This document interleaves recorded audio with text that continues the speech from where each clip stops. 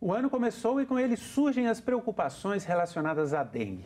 Já no primeiro mês do ano foram registrados mais de 170 mil casos da doença e 38 mortes confirmadas.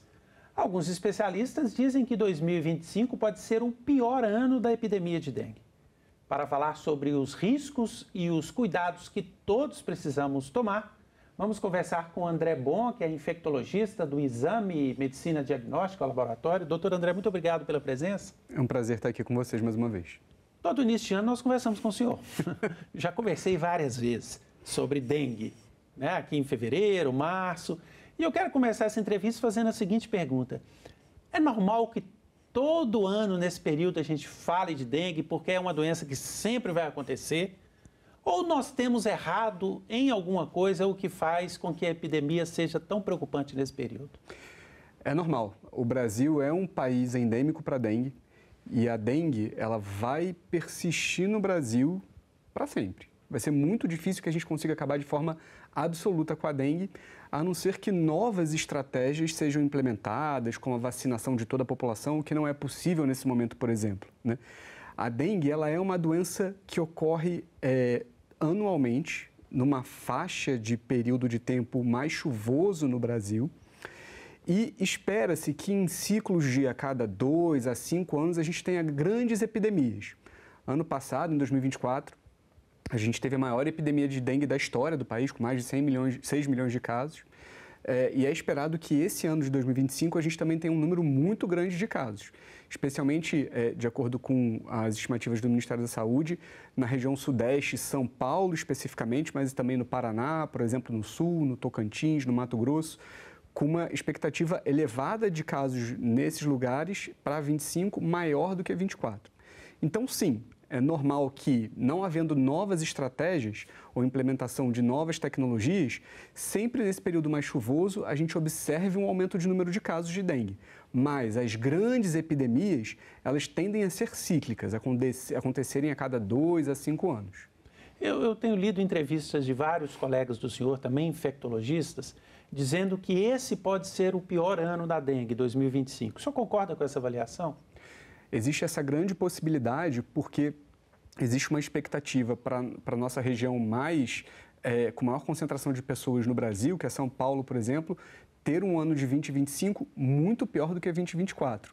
Então, a expectativa de um número elevado de casos em 2025 é bastante importante. O Ministério da Saúde tem dito que uma das causas desse aumento seria uma maior propagação do sorotipo 3. O que seria isso? Explica para a nossa audiência. É importante a gente ressaltar que o aumento do número de casos, ele tende a ser multifatorial, não só relacionado a um subtipo que entrou, né? Então, regime de chuvas, pool de pessoas que são suscetíveis àquela doença e o subtipo circulante. O subtipo 3 é um subtipo que não circula no Brasil normalmente. Tem muito poucos casos de subtipo 3 em todo o Brasil, historicamente, nos últimos anos. Isso faz com que exista uma população muito grande suscetível contra o subtipo 3. Por quê? Uma vez infectada por um subtipo, a pessoa fica protegida contra aquele subtipo para o resto da vida. Teve subtipo 1, protegida para o resto da vida contra o subtipo 1. Teve subtipo 2, protegida para o resto da vida contra o subtipo 2. Existe uma quantidade muito pequena de pessoas no Brasil que tiveram subtipo 3. Então, a quantidade de pacientes, de pessoas suscetíveis ao subtipo 3 é muito grande. Com o surgimento desse vírus no Brasil e a circulação dele, existe a possibilidade de infecção de um pool enorme de pessoas. Então, existe um risco de uma epidemia grande relacionada ao subtipo 3. O senhor falou do regime de chuvas. É mais chuva, mais dengue ou o contrário? Mais chuva, mais dengue. Quanto mais chuva, maior a proliferação de mosquitos e maior a chance de transmissão. Então, a questão do regime de chuva está muito relacionado à proliferação dos mosquitos e à capacidade dele de ser o vetor dessa doença, transmitindo o vírus de pessoa a pessoa. Existem estudos, eu sei que o senhor tem conhecimento deles, que mostram que as mudanças climáticas hoje são um fator importante para esse tipo de doença como a dengue. O senhor podia explicar um pouco para a gente sobre isso? A mudança climática ela vai aumentar o risco de dengue por alguns motivos. Os principais são aumento das chuvas, então grande quantidade, volume de chuvas favorecendo a multiplicação do mosquito e aumento da temperatura. O aumento da temperatura também aumenta a proliferação dos mosquitos e a chance de transmissão. E não só o aumento da temperatura em regiões que já são quentes, mas aumento de temperatura em regiões que antigamente não tinham as condições ideais de proliferação do mosquito. Então é como se a fronteira da dengue estivesse se ampliando. Se a gente olhar alguns anos atrás, não tinha dengue no sul do Brasil e hoje a gente começa a ter um grande número de casos de dengue no sul do Brasil justamente por conta do aquecimento e o surgimento desse ambiente propício para a proliferação do mosquito e transmissão da doença. Então, é um conjunto de aumento de chuvas com aumento de temperatura e ampliação da fronteira da dengue, ou seja, mais áreas que estão mais quentes, com maior possibilidade de circulação do mosquito e do vírus. De fato, nós já percebemos mais casos da doença no sul e essa progressão para lá já é significativa, já é importante? Já é bastante importante, inclusive a nota emitida pelo Ministério da Saúde no começo de janeiro sugere que o Paraná, por exemplo, é uma das regiões que precisa estar em alerta para um aumento importante do número de casos em 2025 relacionado a 2024. Embora nós estejamos falando hoje de dengue, essas mudanças do clima favorecem o aparecimento de outras doenças semelhantes aqui no Brasil? Sim, sugerem, porque na verdade o vetor é muito semelhante, né? Então, da mesma forma que o Aedes aegypti está se proliferando e ele transmite dengue, ele também é capaz de transmitir zika, chikungunya, que também são doenças urbanas, e existe também o aumento da proliferação de outros mosquitos, como, por exemplo, o hemagogos ou sabetes, que transmitem febre amarela, e a gente tem visto aumento de casos de febre amarela exatamente pelos mesmos motivos. É o mesmo período endêmico da dengue e da febre amarela, que vai ali até maio, mais ou menos, quando tem grandes regimes de chuva no Brasil, e favorecem a proliferação desses mosquitos também nas regiões silvestres e a transmissão do ciclo silvestre da febre amarela, que acaba, quando o homem vai à região silvestre ou nas áreas periurbanas, se infectando com a febre amarela. Mas é exatamente pelo mesmo motivo. Ou os vírus que utilizam o Aedes aegypti como vetor, como, por exemplo, a zika e a chikungunya, ou então a febre amarela, que é transmitida pelos sabetes e pelo hemogogos, que são transmitidos no ciclo silvestre, mas que também é proliferado pelo regime de chuvas. Nós temos no país uma monitoração adequada desses vetores? Nós sabemos onde que está o Aedes aegypti, por onde ele circula mais, ou não há estudos e esse monitoramento? A gente tem bastante estudo relacionado à ocorrência das doenças em si, não necessariamente da circulação dos mosquitos, né? Mas a gente também tem algumas regiões que fazem controles de mosquitos, isso não é homogêneo em todo o Brasil, mas o que a gente tem homogêneo e bastante forte em todo o Brasil é o controle epidemiológico dessas doenças, que é extremamente importante que sejam notificadas pelos profissionais de saúde, por exemplo. O Ministério da Saúde disponibilizou vacinas contra a dengue para a população entre 10 e 14 anos. O senhor já falou no início da entrevista que nós não temos como vacinar todo mundo hoje. Eu queria saber por que para essa faixa foi disponibilizado e o que falta para a gente aumentar essa cobertura vacinal? Há expectativa ou perspectiva de que isso aconteça em curto prazo? Para essa faixa especificamente, porque foi essa faixa que o Ministério avaliou como sendo de maior risco para o momento que a gente está vivendo. Agora, a gente só não tem a ampliação da cobertura vacinal nesse momento porque a fornecedora da vacina não consegue entregar a quantidade suficiente de vacinas para o Brasil. O Brasil comprou quase todo o estoque da fornecedora, da indústria. Imagina, vacinar 200 milhões de brasileiros. Obviamente não são 200 milhões porque a vacina tem uma faixa de 4 a 60 anos de idade.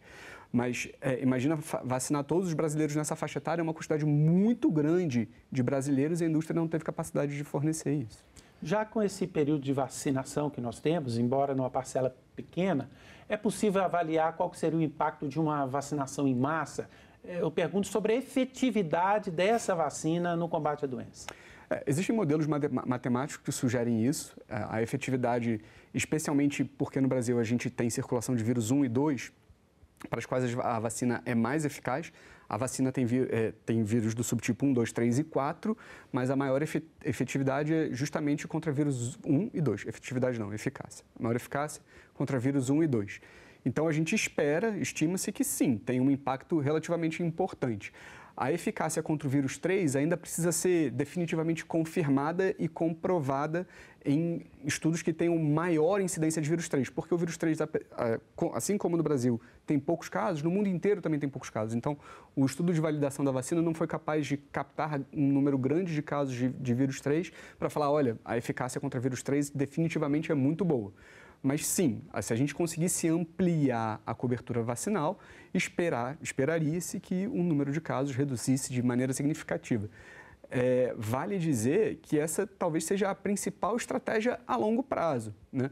Com a vacina que a gente tem disponível e a adoção de novas vacinas que venham a existir no mercado, como a do Butantan, por exemplo. Essa falta de vacina se vê também na rede privada? Ou seja, não adianta ter dinheiro para pagar que não vai encontrar. Não adianta ter dinheiro para pagar porque, assim, na rede privada tem disponível a vacina dentro da faixa etária liberada pela Anvisa, mas ela não tem para todos os brasileiros. Se todos os brasileiros forem hoje tentar comprar, não tem vacina suficiente para todo mundo, porque a indústria não foi capaz de produzir uma quantidade suficiente ainda. A indústria que produz a vacina disponível hoje no Brasil. Quantas vezes uma pessoa pode ter dengue? As pessoas têm muito essa dúvida. Eu vou ter dengue uma vez, não vou ter mais? É igual a Covid? Você está imunizado por quanto tempo? Como é que é esse ciclo aí da dengue? Então, você pode ter dengue 4 vezes na sua vida. Porque existem esse é o máximo? 4 subtipos. Sim, esse é o máximo. Porque depois de pegar dengue por um subtipo, você adquire proteção contra esse subtipo para o resto da vida. Então, teve por subtipo 1, protegido para o resto da vida, contra subtipo 1. Teve subtipo 2, protegido para o resto da vida contra subtipo 2, e assim sucessivamente até o subtipo 4. Existe uma proteção contra os outros subtipos durante um período muito curto, talvez de algumas semanas a meses, mas a proteção definitiva é contra o subtipo pelo qual você foi infectado. Então, você vai ter no máximo 4 dengues na sua vida. Por que se diz, então, só quando você pegar dengue por uma segunda vez é mais grave? Porque... De onde vem essa, não sei se é uma informação correta ou essa lenda? Isso. A infecção pela segunda vez da dengue é um fator de risco para formas graves de dengue. Então, se observa que pacientes que têm formas graves de dengue, mais frequentemente estão tendo dengue pela segunda vez. Isso acontece por conta de uma resposta imune um pouco alterada à segunda infecção. É como se o organismo não conseguisse controlar o vírus de maneira adequada, em vez de matá-lo, traz ele para dentro da célula e dentro da célula ele acaba se multiplicando. E aí causa uma forma grave de dengue. Isso não acontece em todas as pessoas. Acontece em pessoas que são propícias a terem esse tipo de resposta imune. A gente não consegue ainda definir quem vai ser essa pessoa que no segundo episódio vai ter a forma grave, mas o que a gente sabe é que a grande parte das formas graves são justamente as pessoas que estão tendo dengue pela segunda vez. Por isso que se diz que a segunda dengue pode ser, de maneira mais comum, a forma grave de dengue. Pode, né? Pode, não quer dizer que vai ser sempre. Desde a pandemia da Covid, a gente percebe que as pessoas têm tido uma preocupação maior com o diagnóstico de sintomas gripais, que antes, muitas vezes, você passava batido, tomava um remédio e esperava passar. E, eu não sei se estou enganado, mas os sintomas de muitas dessas doenças se coincidem em alguma medida. Covid, gripe, dengue, chikungunya. Haveria alguma forma de se detectar precocemente, eu digo antes da pessoa ir no hospital fazer o exame, ou pelo menos desconfiar, não, isso deve ser dengue. Há alguma característica sintomática própria da dengue? Às vezes é difícil, né? Então, assim, a gente consegue diferenciar relativamente dengue de outras doenças virais respiratórias. Então, a dengue, ela comumente não causa sintomas respiratórios. Tosse, nariz escorrendo, dor de garganta. Então, se você está com tosse, nariz escorrendo, dor de garganta, isso muito provavelmente não é dengue. Agora, dor no corpo isoladamente, dor de cabeça, febre isoladamente, são todos sintomas inespecíficos que podem ser comuns a dengue, zika, chikungunya, febre amarela, covid, influenza, né?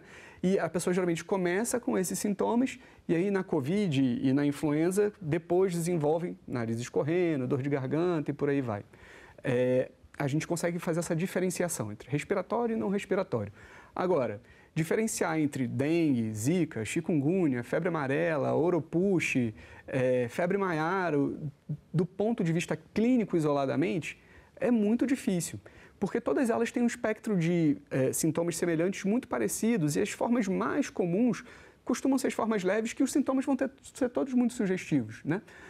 Então, por exemplo, a chikungunya dá muita dor articular, crônica. Depois de alguns dias de doença, você consegue falar, isso muito provavelmente é chikungunya. A dengue pode dar dor articular, mas isso não cronifica. Então, nos primeiros dias é difícil definir. Se você for olhar lá no livro ele consegue dividir em colunas o quanto que cada uma das doenças tem de cada um dos sintomas. Mas isso, na prática, é um espectro muito cinzento. E definir clinicamente, isoladamente, que isso é uma doença ou outra é muito difícil, por isso a gente precisa dos exames diagnósticos. É claro que nós devemos orientar as pessoas sempre a procurar o médico, a fazer o exame, para saber exatamente a doença que tem. Mas sabemos que muitas pessoas esperam esses sintomas passarem. Qual que é o risco efetivo de você estar com dengue e não procurar um atendimento médico? Existe alguma taxa de letalidade?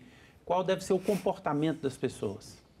Isso é uma ótima pergunta, porque a imensa maioria dos quadros de dengue, eles são leves. E o paciente não vai evoluir com gravidade. Não vai nem descobrir. Talvez nem descubra se ele não buscar atendimento médico. Então, a taxa de letalidade por dengue é em torno de 1%. 1% das pessoas que têm dengue podem falecer.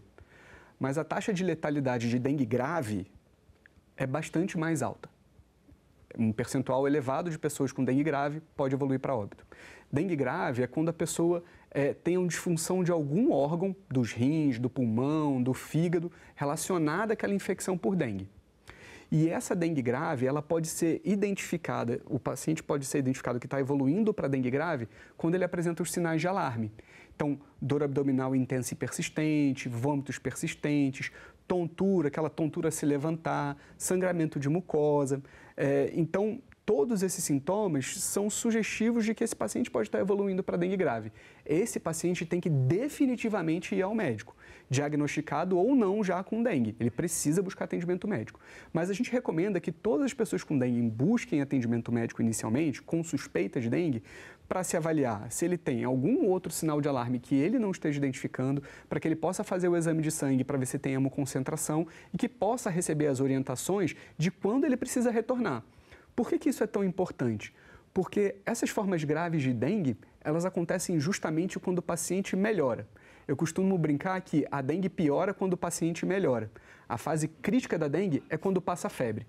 Quando o paciente começa a se sentir melhor, é que a pressão baixa, é que surgem os sinais de alarme e que pode aparecer a disfunção orgânica. Então, todo paciente com diagnóstico de dengue que melhora, ele precisa voltar ao médico. Então, minimamente, ele precisa ir no começo para fazer a primeira avaliação, receber essa orientação e quando a febre melhora, ele precisa voltar para ser reavaliado, porque pode ser naquele momento que ele vai piorar, especialmente aqueles que apresentarem os sinais de alarme. E quanto que seria esse começo? De forma prática, orientando as pessoas, você sentiu uma febre hoje, você já vai...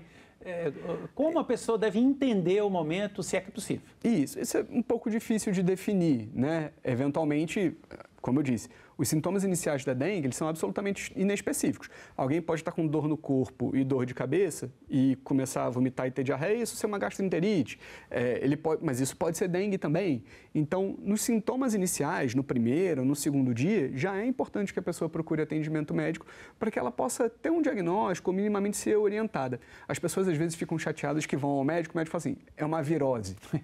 Né? Normal isso. É absolutamente normal, porque os sintomas são indistinguíveis de uma doença para outra.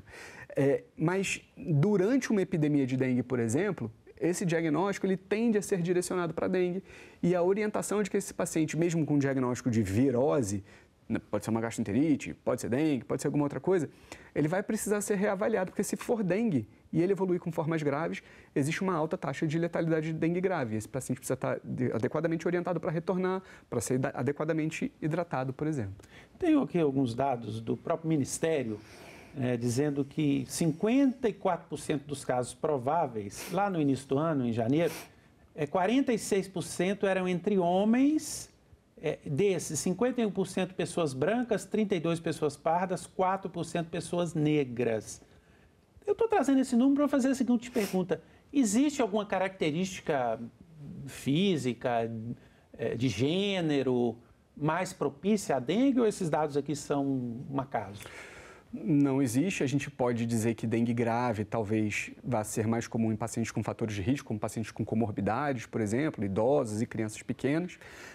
Mas a dengue em si não vai ter uma característica epidemiológica, a dengue comum, digamos assim, não vai afetar especificamente alguma população. O que pode acontecer é que as notificações acabem sendo mais em pessoas que têm mais acesso ao serviço de saúde. Então, chama atenção, por exemplo, você falou uma quantidade de população negra muito pequena, baixa. 4,4. Né? Imagina, isso não representa, em absoluto, a população negra do país, né? Que é muito maior do que esse volume. Só denota a disparidade de acesso a serviços de saúde, né? Não tem só 4% de negros no país que tiveram dengue, mas tiveram só 4% que provavelmente tiveram acesso a algum diagnóstico. Então, isso denota uma disparidade de acesso a serviços de saúde e não um fator de proteção. O que as pessoas, os cidadãos, devem fazer para se proteger da dengue?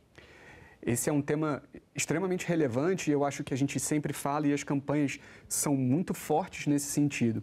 Então, o primeiro ponto é controle do vetor, controle do mosquito. Então, evitar água parada dentro de casa e no peridomicílio, seja ela dentro de pneus, dentro dos potinhos ali de planta, dentro de garrafas que possam estar paradas, dentro de irregularidades no solo. Evitar água parada é fundamental para evitar a proliferação do mosquito e evitar, então, a disseminação da doença.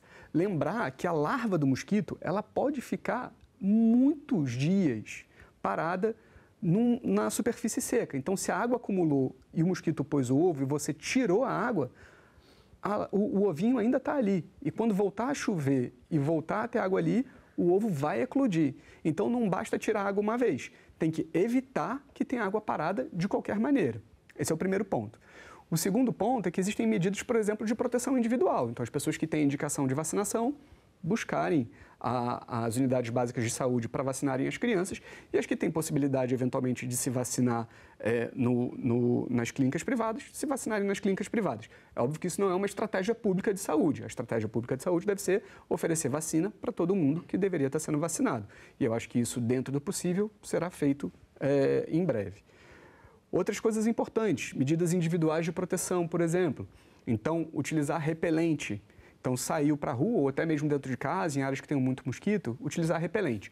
Lembrar que os repelentes, eles não pode ser qualquer repelente. Repelente feito em casa natural de forma nenhuma, porque muitos deles, na verdade, acabam atraindo mais o mosquito pelo odor e etc.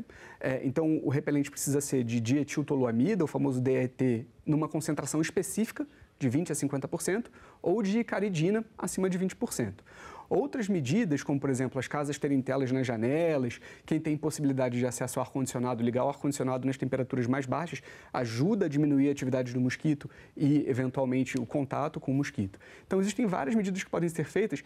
Tem as unidades disseminadoras de larvicida que estão sendo utilizadas agora, que é um potinho que é distribuído pelos agentes de saúde e é bastante interessante. É um potinho com água e uma rede. Nessa rede tem larvicida impregnado, o mosquito vai lá na aguinha botar o ovo e o mosquito se contamina com larvicida. E aí toda vez que ele vai botar o ovo, ele contamina os outros lugares com larvicida e não deixa a larva se proliferar. A pessoa pode adquirir isso ou só o poder público distribui? O poder público tem distribuído porque escolhe lugares específicos para colocar. E o que é interessante dizer é que esse larvicida não é tóxico ao ser humano, ele é tóxico só à larva. Então isso também é uma estratégia. É importante, então, a gente notar que as estratégias de combate à dengue, elas são múltiplas, não adianta ser uma só, né? Tem estratégias que são de responsabilidade do poder público, mas tem estratégias que são de responsabilidade individual. E só vai funcionar se todo mundo trabalhar junto também, se cada um fizer a sua parte. Se as pessoas não cuidarem da sua casa, não cuidarem de onde estão jogando lixo, não deixarem de acumular água dentro de casa, isso vai favorecer a disseminação do mosquito. E o pior é que isso não atrapalha só aquela pessoa, ela atrapalha o bairro inteiro onde aquela pessoa mora. Então, é extremamente importante que todo mundo trabalhe em conjunto. O nosso sistema público de saúde, se a pessoa procurar, ele está preparado hoje para atender aos pacientes de dengue? Está preparado. O Ministério da Saúde tem protocolos bastante interessantes para tratamento e diagnóstico de dengue. As equipes são treinadas, não existe uma complexidade no manejo da dengue, as pessoas precisam só estar sensibilizadas para o diagnóstico, o manejo e a identificação das formas graves. Mas a gente está preparado e o Brasil tem um histórico tradicional de adequado manejo dos pacientes que estão com dengue. Né? Doutor André, muito obrigado pela entrevista. É um prazer. Muito obrigado. Ajudando a compreender esse problema da dengue. Agradecemos também a você que nos acompanhou. Este programa e todos os conteúdos da TV Senado estão disponíveis lá no nosso site, senado.leg.br/tv, ou no nosso canal no YouTube. Você pode repassar para os amigos, para as pessoas, para que elas também recebam as orientações que nós tivemos aqui nessa entrevista. Muito obrigado pela companhia e até o próximo programa Cidadania.